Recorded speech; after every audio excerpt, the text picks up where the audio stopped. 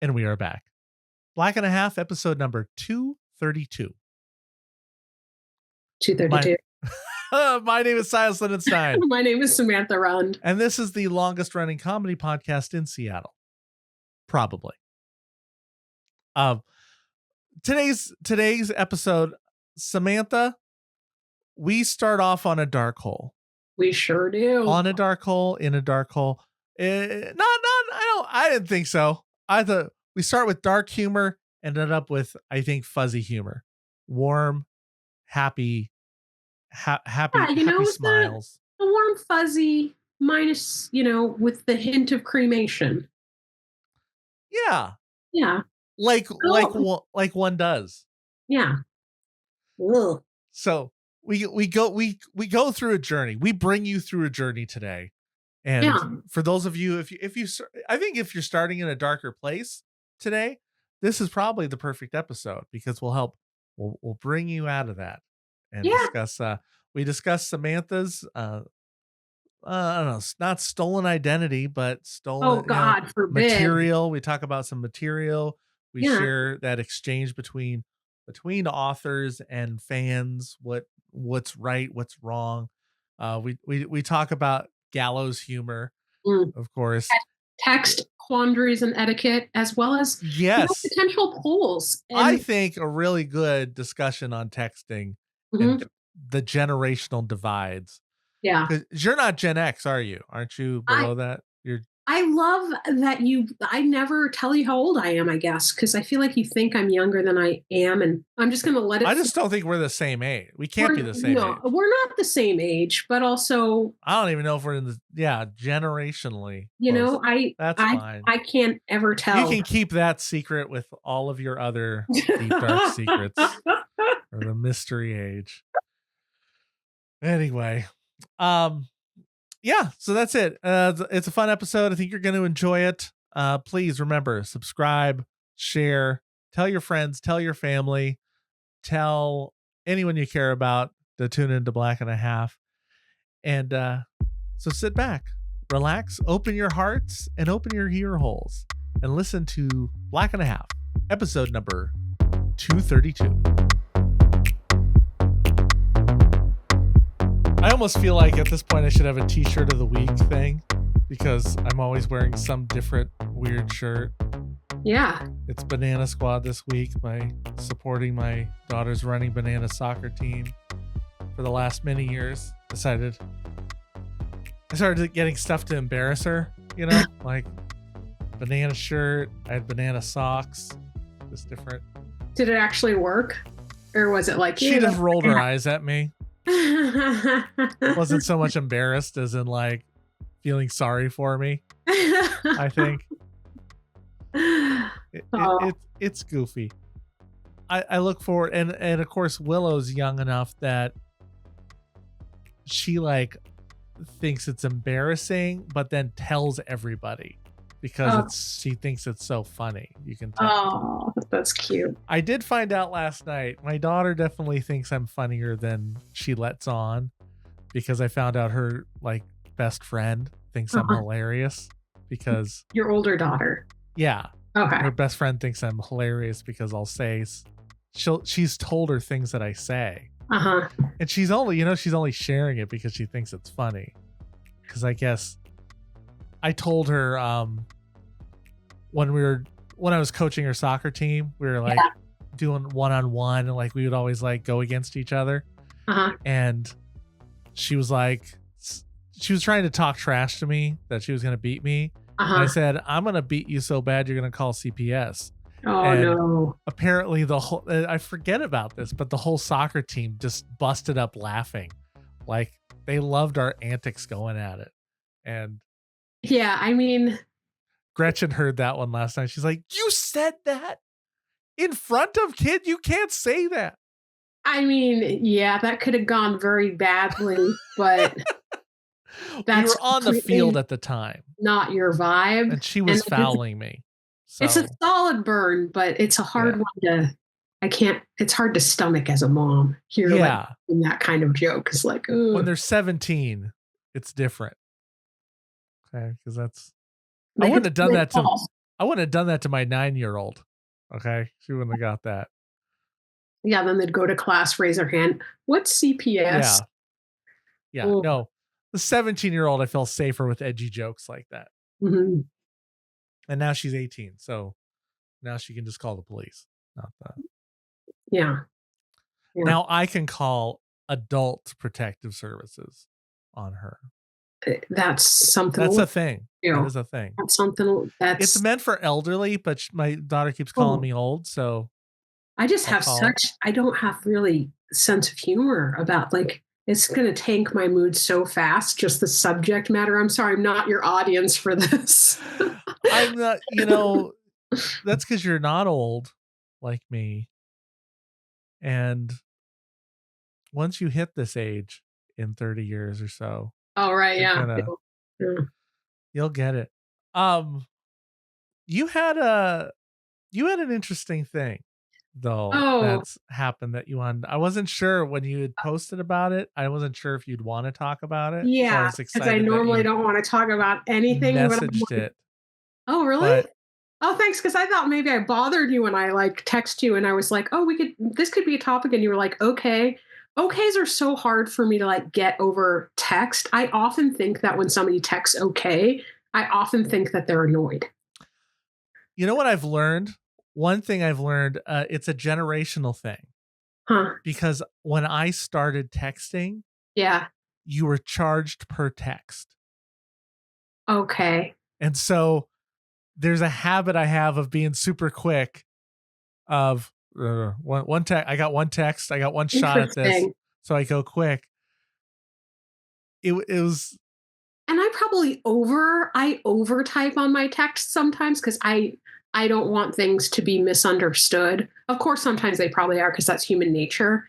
But like, there's just something about okay without a thumbs up or a smiley face or some sort of emoji after it that I'm usually like, ooh, I really, they're busy. I annoyed them. There's sometimes like, you know, the thumbs up on Facebook. Mm-hmm. I have a hard time with it because sometimes I'm like, I feel like when I did it, it felt sarcastic. And it wasn't sarcastic. They're like, this was like oh no, that's not a sarcastic one. That's just there's not like enough. Agreeing. I feel like there's not enough choices on there because sometimes too, like with the caring one, it's like, oh, but then people might think you feel sorry for them, but you just want to give them it's more like a hug or like I don't know. Anyway. Sometimes when I reply okay on a text, it is to show the person I cared at all. Like, because my thought is I read it and I go, sounds good. Yeah. I don't even think I need to respond. Yeah. That's a solid idea. That's a solid thing. And I'm like, and I'm in my head, I'm like, yeah, sounds good. But I've learned like, I have to reply to these. I need to try to remember this. I need to, I want to remember your neurodivergent co-host. Yeah. And also just other people in my life too. Cause like my mom, also let's talk about this the whole time and never get to the top, which is totally funny. Yeah. It's fine. I know we'll get to it, but it's just funny to me. It's like an interesting segue, right? Like listeners, please tell us what for you on your texts make you go, or misunderstandings or fun things there. Yeah. Let us know. I love the comments. Keep them happy. Okay. Anyway, you were about to out your mom. Oh yeah. Well, it's not really. I don't know if it's who's it's outing. Is it a generational thing? I didn't know. I don't know. It's just sometimes I'll text her either or questions. Like, hey mom, I can come get you at 11 o'clock tomorrow. We can come get you and then we can go do XYZ. Or if you're, maybe a little bit busy, not feeling up to it, we can change it for another time. Let me know it sounds good. And she'll text me back and say, okay. Yeah, you lost. Like that. Okay. That was too much. That wasn't an either or. No, mine was an either or. It was you had a whole lot there. But besides the or, there were two. You had a simple, you can do this one or you can do this, and there's an explanation behind it. Yeah. That's not either or. But either way, we can agree that it's not an okay. It's not. I don't know. Because that's what'll happen. I'll text like 2 questions, and yes, it's rambly, oftentimes. But to get her, like, this is what I'm thinking. I'm thinking you may be tired, you may be busy. So if you need to change the plans, it's fine. I understand. So I'm either way, I'm okay. But I just need to know what I should plan on. So do you want this or do you want that? Right. And then when I get back and okay, then like the next day I'll like check in at 10 o'clock or say, hey, did you still want me to swing by at 11 or well, I texted okay. And I was like, yeah, but okay. Think of this. Okay to what? Think of it as a real conversation. This is what I'm thinking, because I actually feel like I've done this with my wife. Say, hey, we can leave today at 2:30, and we'll beat the traffic, or we can go 6:30 after traffic. And she'll go, okay. Yeah. But she didn't answer which one to do. Right. But then that you're going to get an answer before she expects you to leave.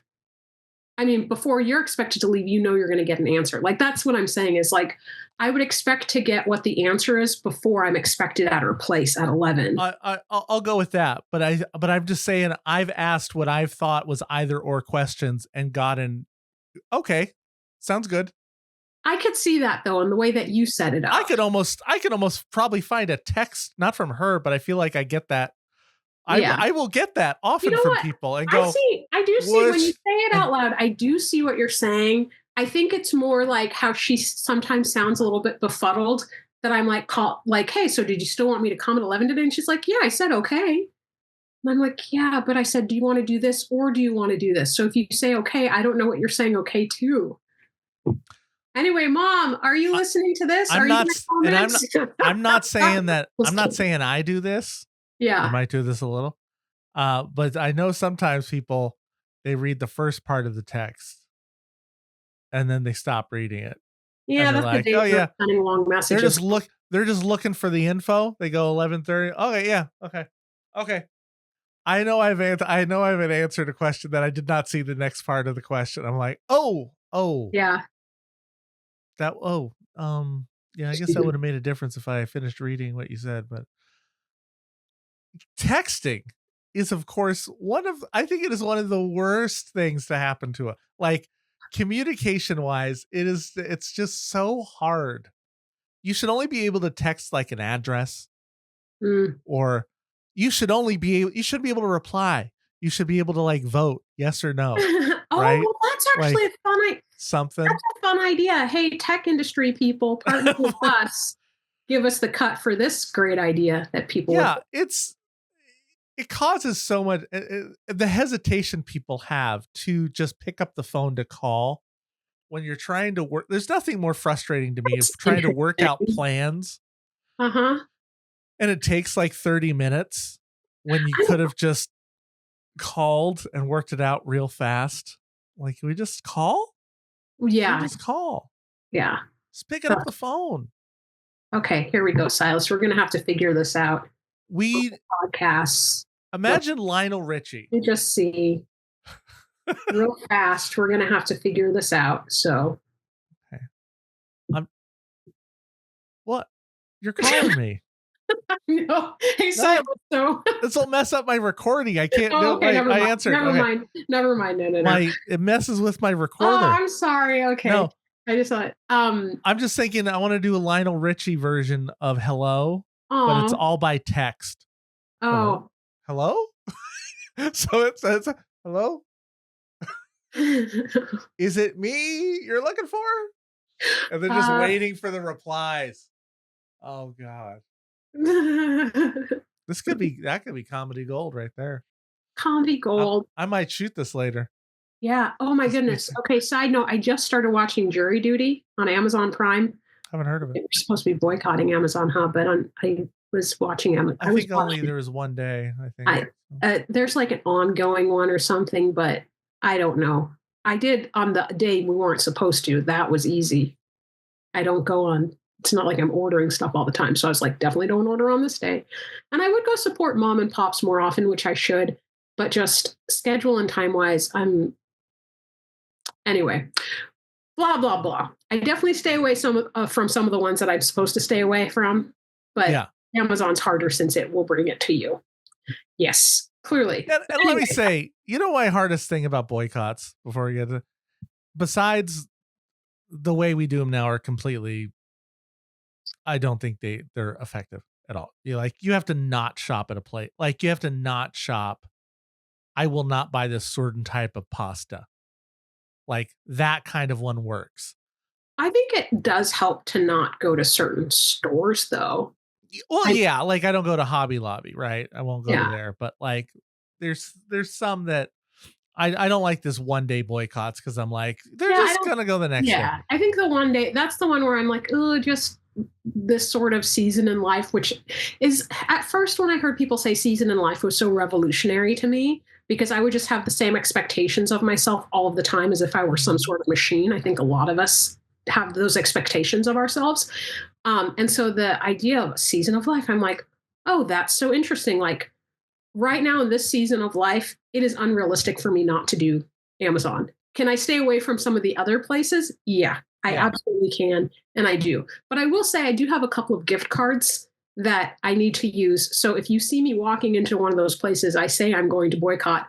Well, I can't because I need my gift card. But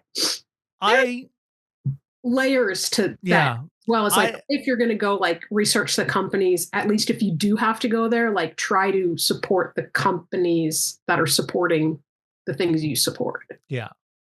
I think the hard part for me has been when I've gone out of my way to try to not buy something at Amazon and I go to the local places and they don't have the thing, or they try to sell me on something that's not what I want. And I know it's not better because partly like the employee doesn't know. Yeah. They're just saying talking points or just not being able to find it. I remember driving around all day trying to find a piece of podcasting equipment until I finally just went online and bought it from Amazon because I knew where to get it. You tried. I know, but I'm like, I spent so much time trying to support a local business and y'all not carrying this stuff. It's a layered thing. It's complicated. Nothing. The biggest problem with aging, every week, this is my new segment too. My problem with aging this week is seeing the multiple layers of problems. Like I do remember, God, I miss being 20 and there being black and white. Everything seemed much more black and white, like being able to choose. And the older you get and you're like, well, we shouldn't do that. But, there is something to think about. It's hard. That's the hardest part. That's true. With great power comes great responsibility. With great age comes great wisdom. Unless if you're going to turn into one of those idiots that is older and dumber and ruining lots of things for lots of people. Yeah. But we're not going to talk about them right now. It's so hard to not just get sucked back into that void of talking about them. But anyway, whoever this them is, story.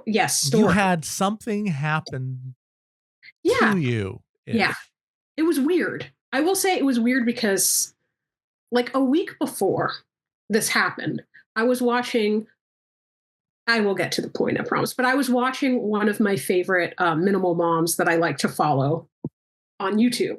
And she was talking about like one of these issues that she was having where people were stealing her material, like her scripts, everything, and even making thumbnails that looked like her thumbnails on these faceless YouTube videos. And a lot of faceless channels are stealing material from other people. And then she was saying how hard it was to actually get it taken down and how frustrating it was because of her time and experience and life experience. And she wrote it and blah, blah, blah. And I was like, wow, that really sucks. That is tough.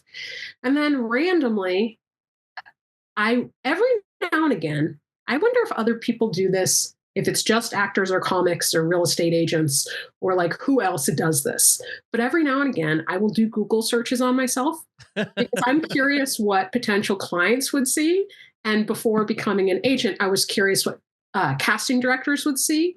Yeah. And then also just for my own curiosity, it's like, oh, what's out here right now? Also, if you check on different devices, it's interesting what pops up. Like that it can be different from, I guess, algorithm, whatever, blah, blah, blah. But I was actually, I think might have been on YouTube and searched my name randomly. And when my kid wasn't sleeping, I was like trying to stay awake. I'm like, let me see. And I scrolled down for a bit, and then I saw a cartoon of, excuse me, but it wasn't me. Like they didn't make it look exactly like me. And they stole my set, like about 2.5 minutes or so of a set that I did in California. And it was my voice, my jokes, everything. Like there were no edits. It was my material, but they made a cartoon version of me. And they also wrote #NotFunny. And I didn't know what I was more upset about. Like at first I was kind of like, oh, somebody like made a cartoon of me. That's kind of interesting. And then I was like, yeah, my comedy. And then I saw it said #NotFunny. I'm like, how dare they? Even though I know clearly like I would want to improve upon this. Are you looking for? Yeah, I'm looking for the video. Yeah. Oh, it's probably taken down by now. Hopefully. I think it is. Good. So, okay, we'll get to that part later. But I was also so mad because I'm like, so many of the jokes were solid. Like I said, I would improve upon the set. There were some parts that I was like, I'd do that better now. That was years ago. But they didn't even give me credit. And then I was really pissed, and I posted on Facebook that I was mad and, what the F, I just saw this, blah, blah, blah. And they didn't give me credit. And then when I went back to the video, because I was trying to figure out like, who the heck is this person? Yeah. I went back to the video, and then when I clicked on the notes, whatever the heck it is, on YouTube, yeah. I clicked on the notes with the video, and it actually did say my name. So I was like, oh, okay, well, they gave me credit, but they didn't get my permission. They said I wasn't funny, and that's not nice. And so I edited my Facebook post then to say that it was without my permission, because I didn't lie in my post. Anyway, the other thing, which, you know what? I don't like to share much of my personal life, but I will share this because I have talked to my ex about this, and this is a little bit funny. In my Facebook post, I was also sure to say it was a cartoon by somebody I did not know. Because when I first saw it, it actually looked like the type of style of cartoon that my ex did when he would make his animation. That's exactly what I wondered when you posted it. Yeah. And it wasn't him. And also when he saw the post on it as well. And then he actually emailed me to be like, hey, is this the video? And he's like, that's messed up. I reported it. And I was like, thank you. I reported it too. So they should take it down. And then he also acknowledged, he's like, yeah, it's weird because it did look like one of my cartoons. And I'm like, right, that's what I was thinking, but it wasn't. Could have been someone setting them up. That would be weird. I mean, do you know how long it had been up? I took a screenshot on my phone. Because it should say how many years it's been up or something. Let me see. I might have it in here. Because I'd be curious if it was so weird because like 8 months ago. It's weird because like it made me feel like, wow, violate and like all these different things. And then I was also like, see, I was supposed to be famous. Look at what people are doing, and I'm not even famous. Imagine if I had my Netflix special up or something. Right. Imagine the parodies that could be done. But so another thing, at least they're not making money off of it, because with that one, and it's A to Zen Life. That's the one of the people that I keep referring to. One of these minimal moms I like to follow on YouTube, A to Zen Life.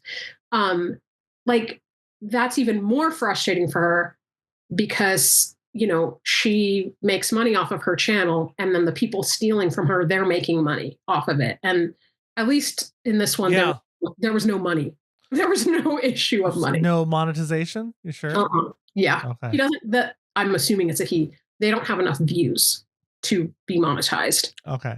Yeah. So I had something when I first started doing stand-up, a little similar in I went down to perform in Olympia for a show. And one of the people there, another comic, really, they liked me. They liked my set.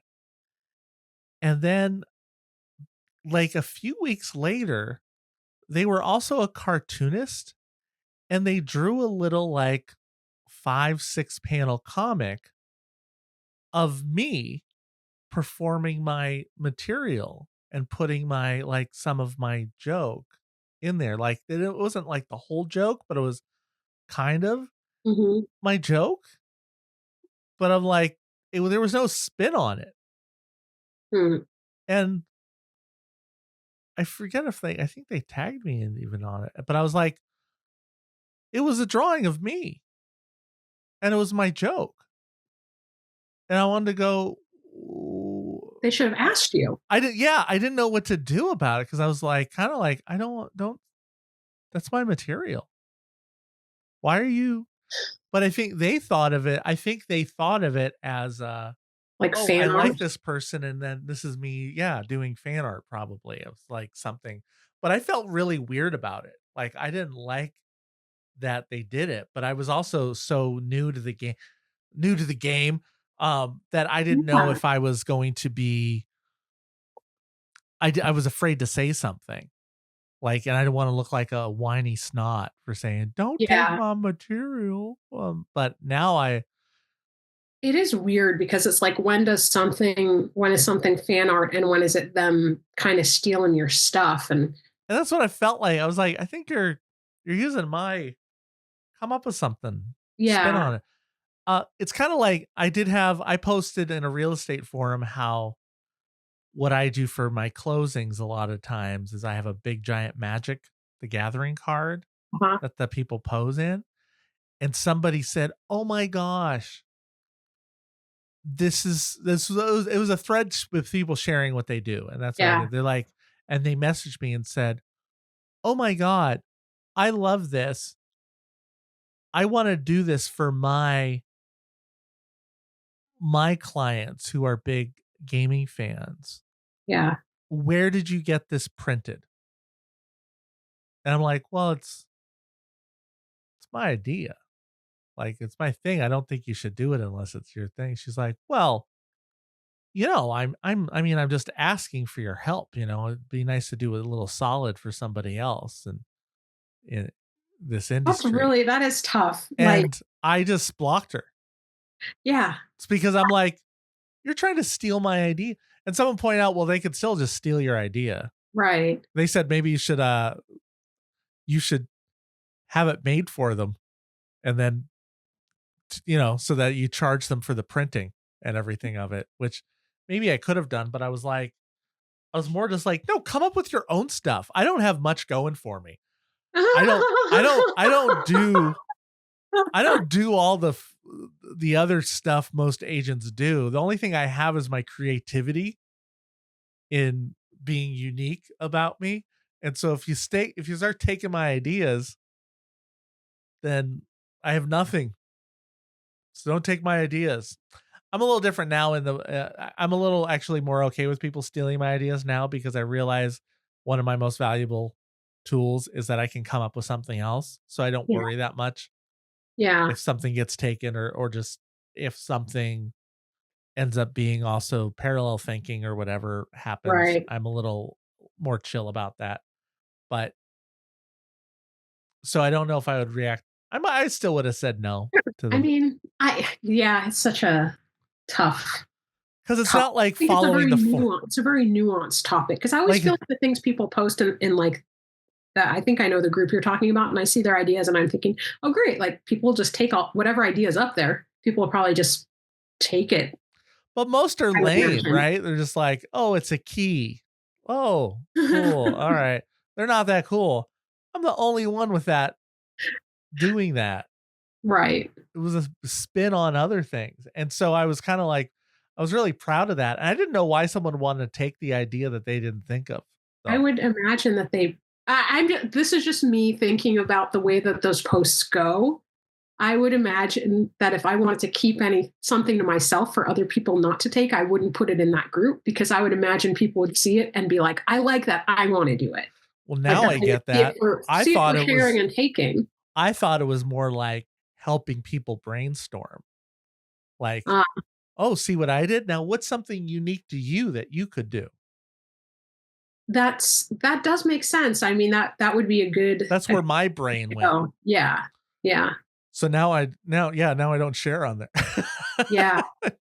I only share in private networking groups that I'm like, that I know they're not stealing my idea for stuff because they're in different fields or whatever. Or at least if they did like a twist on it, not just take it exactly, right? I was just also the nerve. I was like, man, if you're going to just steal it, then I don't know. Maybe they thought they were doing the polite thing by asking me how I got it from. Where'd you get it from? Somebody to ask me first. Yeah, but they weren't asking me permission to do it. Yeah. I forget. I have to find I blocked them, so I can't find it. But I feel like I said, I'd rather you didn't do that.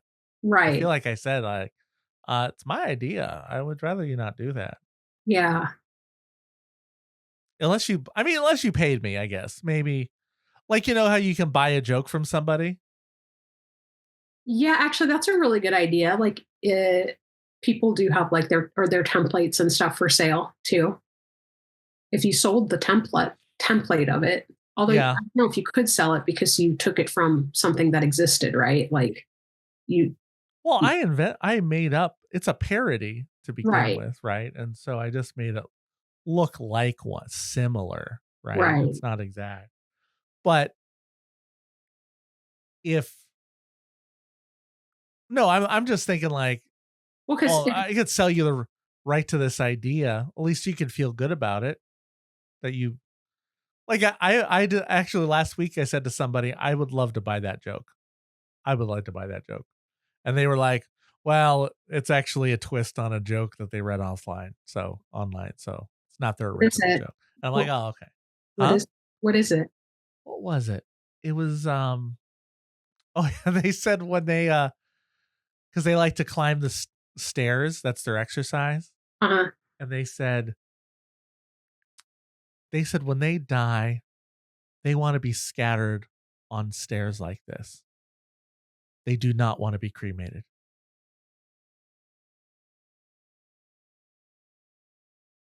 Oh. Ew. Like, yeah. Scatter their body all. That's just so gross. Yeah. But it was so funny. I just thought it was so funny. I'm not delivering it. I'm not saying it correctly for one, but I was like, there could be a good delivery there. A really good delivery. And I was like, I like that. Oh, it's just so gory. Yeah, well, you know what? You're very visual. Gretchen has this problem too. Yeah, no, it's not a problem. It's a gift. But it is as Black at times. You have the same issue as Black Gretchen. What? You as Black Gretchen have the same issue. I love me some White Gretchens. I once told her about I was telling her about the plot of this. Now it's an opera, but it was a movie called Repo Man, where you repossessed like organs, right? They would go, and it was kind of like a comedy. And she was so like appalled by this concept. It's a really good movie. Jude Law is in it, and Forrest Whitaker, I believe. I think it's Forrest Whitaker. It was, and it's a satire sort of on the medical system and how they do it. This idea that they might repo for not paying your bill, repossess your kidney, right? She was so grossed out by it, just like you are. See, like, yeah. I was like, okay, she's a little, well, she can handle me. I mean, I don't know. I mean, that movie, maybe if I saw it, but just also the way that you set it up on the heels of that gory. That's not even that gory of a joke. You know what it is? When I was a kid, I read Mad Magazine, and they would always have these like these stupid jokes about like you going up to a toll booth and says toll 20 feet ahead, and they get there and hand them a sack of feet, right? Like a bunch of feet in it. It's a cartoon. It wasn't drawn gory. It was just a play on that. Or no, I get it. It's just still gross.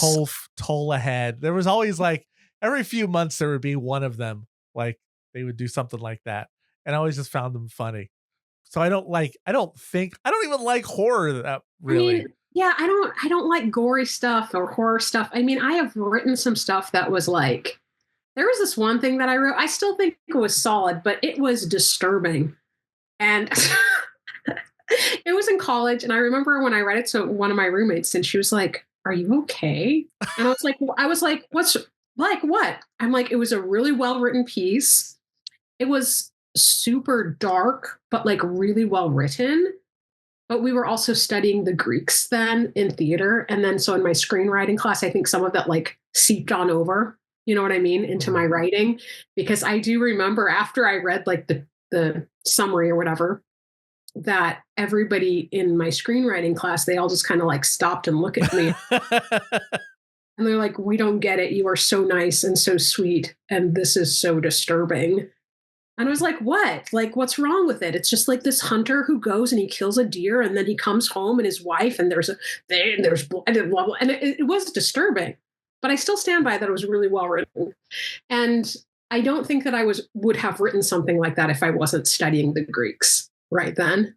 There's some disgusting stuff in those Greek tragedies. Yeah, it really is. And it's different. It's different, I think, sometimes telling a joke than hearing it. Just what you're saying in terms of the visualizing, because you're telling the story. You were telling this joke. Yeah. And I'm thinking of like, oh, I'm just hearing it. But then when you say not cremated, it's like, wait, what would that mean? That means this. That looks like this. That's so disgusting. Like, so because you add blood to it right away. I just have body parts. That's so disgusting. And after how many days would that be? After all the carrion and the vultures and the deranged squirrels, and that's because you're using imagination in here. Yeah, you know, it's not the whole thing. You got to think like holy water up in here. A cartoon version of it, a sanitized Disney version of Disney version. I don't know, man. I was watching the SNL 50th year anniversary or whatever, and actually I am going to have to probably fast forward through some of the physical comedy that was getting too gory with like the decapitations and stuff like that. Oh, were they? It's just what was that French horror movement, live theater movement? The La Cage des Folles. No, that's not it. There was something about French horror. There was a time when it I think it might have been 1700s or something, where the whole goal was to make it as over the top as necessary, like just squirting blood, right? Like it was just a whole movement in French horror theater. Well, here's the thing. So it's like, the classics, okay, Samantha? The classics. Are you queasy in general? Like, look, a needle? Yes. There's a needle involved? Ugh. I don't like guts. I don't like that kind of stuff. I get grossed out about that. Liquids in general. Yeah. So I like I said, I don't really watch horror, or I watch it like this. But I appreciate a good horror comedy. I mean, the Monty Python and the Holy Grail with that one night, I remember that being funny, but to bring out your dead, or I don't know, that one night that kept on getting like chopped and was bleeding too much. Oh yeah, not dead yet. Ugh, so gross. But like, I mean, then I think I'd laugh. Now it might gross me out too much. I don't know. I'm just really sensitive about that stuff. And that's always been a thing? Except when you write it? I don't know that I would write stuff like that anymore. Yeah, like now in general, I'm more sensitive about stuff in general after being a mom and after having like surgery. Like I'm more sensitive to like certain things I don't watch that I used to watch. Yeah. But I've always been queasy to the point that like I remember I had such a crush on this guy who was going to med school, and it wound up not being a thing between us. But I remember somebody telling me, they were like, yeah, it's really, or did I even say it laughing? I don't remember. That it's like, it's a good thing it didn't work out, because if he would come home and tell me about his day, I'd probably just end up fainting. Right. Like I just, like once when I was shaving my leg in the shower, I nicked myself, but I didn't realize I nicked myself, and I saw like a stream of blood and I almost fainted. Like just seeing, like I'm just not a, and then when I play doctors on TV and stuff, that's nice. But when I played doctors before, like I'm making it sound like I was in Grey's Anatomy or something. No, not yet. But like, is it still even on? Who knows? I can't watch my doctor shows anymore. I can't, I'm too queasy to watch my doctor stuff now. But anyway, that might change in the future. But anyway, they were like, my mom or somebody was like, Samantha, like, you got to get over this if you're going to be playing your doctors and doing that. I'm like, yeah, well, then I'll know. Okay, other fun fact, my theater teacher in high school, for Halloween, he was showing us some like stage. This would not be allowed now. Like, why were high schoolers always into the most gory things and gross things? He was showing how for Halloween you could do like a fake blood patch, and he put it on his wrist. This is why I'm saying this should not have been allowed. And so we saw what he did and the blood. And even though I saw the whole application and everything, the second that we were supposed to imagine it, I got like super grossed out and in physical pain. So yeah. Yeah. Like, I get it. I do get it. There's things that I can't, like, I can't watch ER. There's certain topics. I have trouble with topics now. Not even as much emotional or what I'm seeing.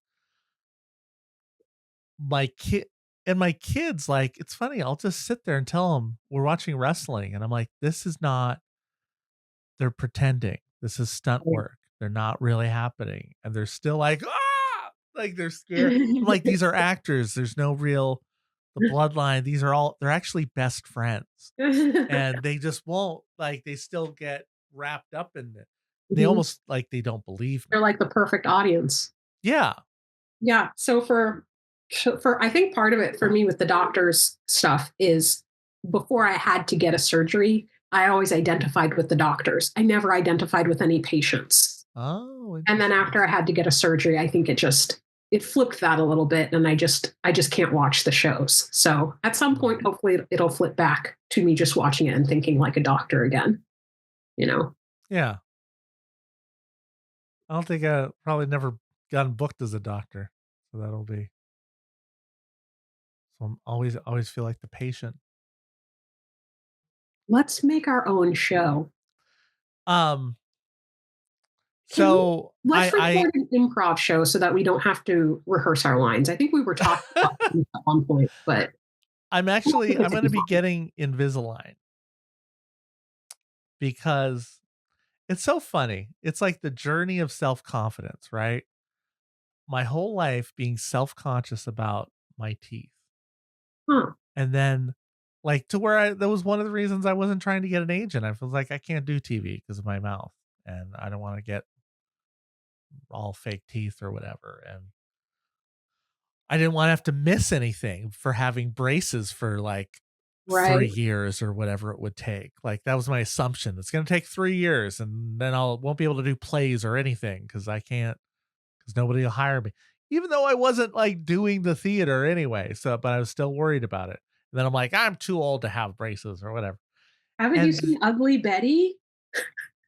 That show is old, and she's not ugly. And she's not ugly, yeah. Well, and so then when I got my agent here in Seattle, and I said something, told them about the teeth, they're like, no, you're fine. No, there's nothing. And they're like, what? Oh, they brought up like an actor with messed up teeth, and I'm like, That doesn't make me feel better. He's bald too.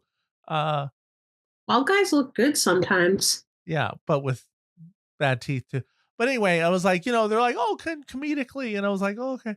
And then I asked some people on set for when I did that Bartell's commercial, and they're like, no, it's great. It doesn't matter because we're looking for people that are different, and I was like, oh, okay. And like, I finally hit a spot in my life that I felt like, actually, I think I'm feeling okay with this. Mm-hmm. And then suddenly I discovered with how the place I go to the dentist, it's way cheaper than it used to be. And with my insurance, and I was like, oh, I can actually do this. I can afford this. But now I'm comfortable. Yeah. So then I haven't done it. And then I haven't been getting some bookings lately. And I've been thinking about like, well, who am I? What am I going to get booked in? And it finally come to the point that I was like, you know what? I'm okay with it. I don't need this. But it might help me get a couple bookings. Because as much as they don't care, there's definitely more available. It opens up more available if you've got the perfect teeth look that they want. It doesn't stand out. So I'm gonna do it, but more for there is a medical reason why I can do it. It might help down the road, not cause an injury. But I've always been self-conscious of it. And some jerk on Facebook made fun of me, and I didn't like that. I didn't like that there's somebody. I didn't like that there's something a stranger could grab about me that I'm actually like self-conscious about. Yeah, because if you didn't, then you'd be like F them. But if you are self-conscious, then yeah. Or like if I'm like, because if they made fun of like my nose or my eye, my eyes and stuff, or my wrinkles. Oh look, yeah, and if I get a little tightening job there, I could probably use honestly some Invisalign or something on the bottom. But the thing is, I have all of my wisdom teeth, so it squished my teeth together on the bottom. Yeah. So, but nobody can see your bottom of your teeth.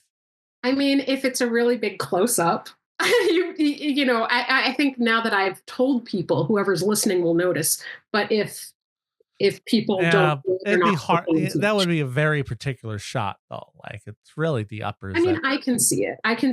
But then you know what? Keanu Reeves' teeth are all messed up. His bottom teeth. I wonder if he has all his wisdom teeth. I think bottoms. I don't think bottoms matter as much.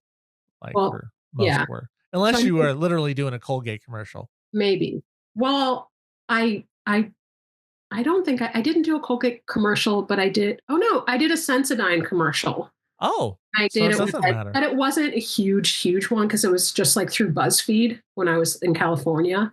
But there was like a big like brushing teeth whole thing. But I think you didn't notice my bottom teeth as much. I just noticed it because it's me. Same like I think like for your teeth, I don't think that I personally don't think it's keeping you from any work, but I gotta blame something besides my acting. Yeah, it's other people's turns. It's somebody else's turn. Actually that I was listening to, it just like popped up, the Julia Louise-Dreyfus Women Wiser Than Me podcast. And she was interviewing Carol Burnett.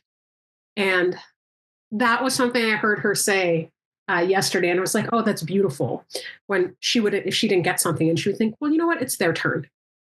Next will be mine. I wish I always had that much grace when it comes to acting stuff, which I did not. Nope, it is hard. But now I will be implementing that whenever it is that I ever finally get to audition for things ever again. But part of it is I did not get a 1099 last year for acting. Did you get a W-2? No. It's the first time in like 7 years I did not book anything in 2024. Me neither. You had life things going on. Yeah, I know. So that makes sense. If you're not available, you're not going to. I'm available. I actually very surprisingly and very happily and unexpectedly got a residual check. Oh, otherwise, it would have been my first year without any acting income at all. So Can we do this improv like thing together, please? Because that'll be money. So did I tell you? So it doesn't have, maybe it will be, but maybe it won't, and we'll just have a wonderful time. So did you watch Jury Duty yet? No, I don't know what it is. Okay, I did mention it, but then glossed over. You started saying it about when you started talking about Amazon Prime. A friend of mine mentioned it because I was like, I want to find like another fun, like something light to watch, and show. And she said, "Hey, have you watched Jury Duty? It has one season, 6 episodes, and then they're going to come out with season 2, and it's so good. It's okay. They're like 25-minute episodes, but anyway." I don't think this will give much away. Yes, so it's called Jury Duty. Basically, it goes to talk about the experience of a trial, but through the jury's perspective. And so you get a bunch of different random people together to do jury selection and do the jury process.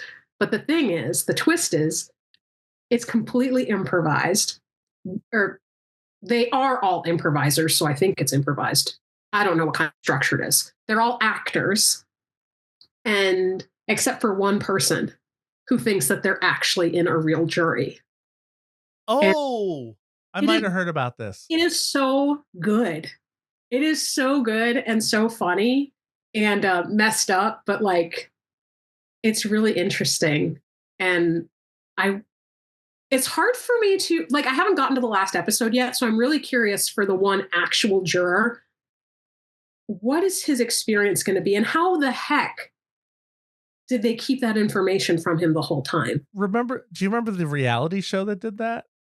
It was like it was a reality show contest with like 20 people or 12 people. But there was only one person on there was not in on it. The rest of it was scripted. Oh my gosh. Like oh my gosh. I want to find, okay, so I'm going to finish this last episode, but I really want to know, like, what was that guy's experience? Oh, there's a lot about it because I think it messed him up a little bit. Well, that was the thing I'm wondering about. It's like, what was his experience? And then also, how is he going to feel? And is he going to feel like betrayal trauma or even though it was like a fun experience? Also because, I don't want to give anything away. It was called The Real Joe, I believe. It was called The Real Joe. Put it in my phone so I could look it up later. Because also, I want to talk more about the show, but I don't want to give anything away. How many episodes? It's only 6. Is it funny? Yes. I could probably manage it then. Okay. Yeah. I'll check it out. I'll see if the first episode interests me. So I was also wondering, I'm like, well, if there's the guy there who is thinks he's having the real experience, then I'm like, wait, they probably, when they're taping it, they wouldn't be able to stop and do retakes. And then also, wow, those improvisers are so good, because when some of this outrageous stuff is being done or said by the other people, they're all like having straight faces and acting like 100% regular humans. Yeah. With their oddities and whatnot, because, they're all different types of humans. Mm-hmm. That's awesome. It's brilliant. But maybe I wonder, like, I'd like to see the process, because maybe they did crack and they did redo it, but because they are filming it like a documentary or something, that could give them the liberty. Hey, could you redo that? Could you just redo that real quick? Could you? I mean, that could give them the liberty to be like, oh, we couldn't hear that because you guys were laughing. Like, let's just, again, for the documentary, do this bit. Yeah. I don't know. I'm so curious. And that's just, okay. So I know I'm going on like a long thing right here, but there's so many. Listening to Carol Burnett talk about just, well, she's 90 or something right now, and she sounds she's still so like vibrant and full of life and happy and energetic, and then lucid. Yes, and Dick Van Dyke too, right? He's up there, but something about having that, like, that joy of comedy and doing something that you love, bringing other people laughter, and just, all these times that I think, oh, I'm done with acting. How could I possibly ever get back into creativity again? But then hearing, like, doing these things that light you up, like, just keep doing it because it lights you up. It's going to make you live longer. do it in a healthy way that works for you. And so seeing Jury Duty and thinking about how much fun they probably had working on it and the big range of people in it and the different range and how they looked and stuff, it's like, oh, there's not like you don't have to get Invisalign unless if you want to. We don't have to be 21. Yeah. We don't have, there's these possibilities. And then also hearing Carol Burnett had to do her own show too. Like not the Carol Burnett show, but to get her agent, she couldn't get anything and any agent until like she had to create something herself. And anyway, it got me a little bit fired up. I'm like, yeah, let's do stuff ourselves. With all of our infinite time. We will at some point. We will. Kids go to school one day. And it's like the double-edged thing that parents get. It's like yay and boo and all of the feels. Yeah. Go to school. Go bananas. Can I tell one really cute story? Yeah, it's your time limit. Okay. Well, so I was bringing Olivia to one of her classes, and I said her name. Oh my goodness! I was bringing my toddler to one of her classes, and so when I was bending down to talk to her, have a good day, there was another little girl that was close to her lined up next to her, and she started touching my coat, the other little girl. And so I turned to her and I said, "Hi, how are you?" And Olivia just was like, "No, that's my mommy." And she pulled me tight and she pushed the other little girl, not hard, just enough to get some distance between her and me. And she was like, "That's my mommy." And I'm like, "I know I'm your mommy, sweetie. I love you." And give her a kiss. And then she's like all smiles. And it was so adorable because I was just kind of musing. I was thinking, I wonder what it's like for her to have me as a mom. I wonder what she thinks of me. I wonder what her experience is. And I was thinking of that earlier. And then in the same day, probably half an hour after I had that thought, this is what happened. And it just gave me the warm fuzzies. I was like, sweet. It was so sweet. And see, isn't it great? We brought this episode from a dark place in the beginning to a warm, joyful happiness. Yeah, thanks. I completely forgot about the beginning. Yeah. Great. Yeah. So get sad now. Well, yeah, there's time for that. Now bring up the memory. No, I'm holding on to this one. Okay. Hold on to it. Yeah. Black and a Half.